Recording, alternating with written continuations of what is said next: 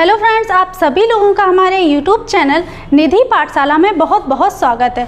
आज हम लोग पढ़ेंगे स्थानीय पवनों के बारे में। पिछली क्लास में भी हमने स्थानीय पवनों के बारे में पढ़ा था, जिसमें हमने कुछ इम्पोर्टेंट पॉइंट डिस्कस किए थे। यानी चिनूक नाम की स्थानीय पवन है, उसके बारे में डिस्कस किया था। उसके अलावा फोन के बारे में डिस्कस किया था। उसके अलावा हमने तीसरा पढ़ा था हरमट्टन के बारे में। यानी इन 3 पवनों के बारे में हमने पढ़ लिया था। ये 3 पवनें हमारे एग्ज़ाम की दृष्टि से बहुत ज़्यादा इम्पोर्टेंट है, तो आपको इनको बहुत अच्छे से याद रखना है। उसके अलावा हम उसी में आगे बढ़ते हैं, जो भी हमारी इम्पोर्टेंट स्थानीय पवनें हैं उनके बारे में। तो सबसे पहले तो आज हम पढ़ेंगे सिरोको नाम की स्थानीय पवन के बारे में। उसके अलावा हम आगे पढ़ेंगे ब्रिकफील्डर नाम की जो स्थानीय पवन है उसके बारे में। और उसके अलावा जो भारत में स्थानीय पवन चलती है, जो गर्म और शुष्क पवनें भारत में चलती हैं, यानी जिसे हम लू कहते हैं, उसके बारे में आज हम लोग डिस्कस करेंगे।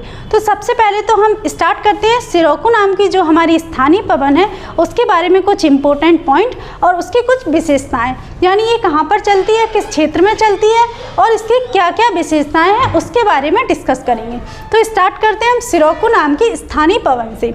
जो सिरोको नाम की स्थानीय पवन है वो सहारा मरुस्थल से प्रवाहित होती है, यानी सहारा मरुस्थल से चलना शुरू करती है और सहारा मरुस्थल से लेकर के भूमध्य सागर से गुजरती है। उसके अलावा जब ये इटली में पहुंचती है तो इटली में ये वर्षा करा देती है। ये आपको ध्यान रखना है। सिरोको नाम की पवन से जो इटली में वर्षा होती है उसे कहा जाता है ब्लड रेन, यानी रक्त की वर्षा कहा जाता है। अब इसे रक्त की वर्षा क्यों कहा जाता है ये भी आपको समझ लेना है। रक्त की वर्षा इसे इसलिए कहा जाता है क्योंकि जब ये सहारा मरुस्थल से स्टार्ट होती है तो सहारा मरुस्थल से ये बालू के छोटे छोटे कणों को अपने साथ में बहा करके ले जाती है।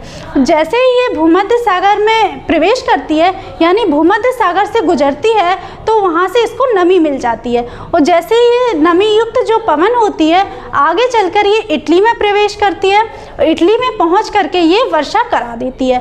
और इस तरीके से ये जो वर्षा होती है वो लाल कलर की वर्षा होती है।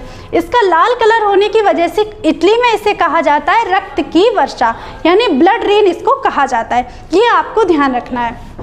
उसके अलावा हम आगे देखते हैं ब्रिकफील्डर नाम की जो स्थानीय पवन है वो कहाँ पर प्रवाहित होती है। तो ब्रिकफील्डर नाम की जो स्थानीय पवन है वो ऑस्ट्रेलिया महाद्वीप में प्रवाहित होती है। यानी ऑस्ट्रेलिया का जो विक्टोरिया प्रांत है, यानी विक्टोरिया नाम का जो राज्य है, वहाँ पर ये पवनें प्रवाहित होती हैं। ये आपको ध्यान रखना है। उसके अलावा जो हम देखते हैं नेक्स्ट है हमारा लू के बारे में। यानी जो उत्तर भारत में, हमारे भारत देश में जो पवनें चलती हैं, यानी गर्मियों के मौसम में चलती हैं गर्म और शुष्क पवनें, जिसे लू कहा जाता है। ये उत्तर भारत में मई और जून के महीने में चलती हैं। ये आपको बहुत अच्छे से पता होगा। तो आई होप फ्रेंड्स ये सारे पॉइंट आपको बहुत अच्छे से याद रखना है और आपको बहुत अच्छे से समझ में भी आए होंगे। तो अगर आपको हमारा वीडियो पसंद आया तो आप हमारे वीडियो को लाइक कीजिए, हमारे चैनल को सब्सक्राइब कीजिए और शेयर भी कीजिए। Thank you.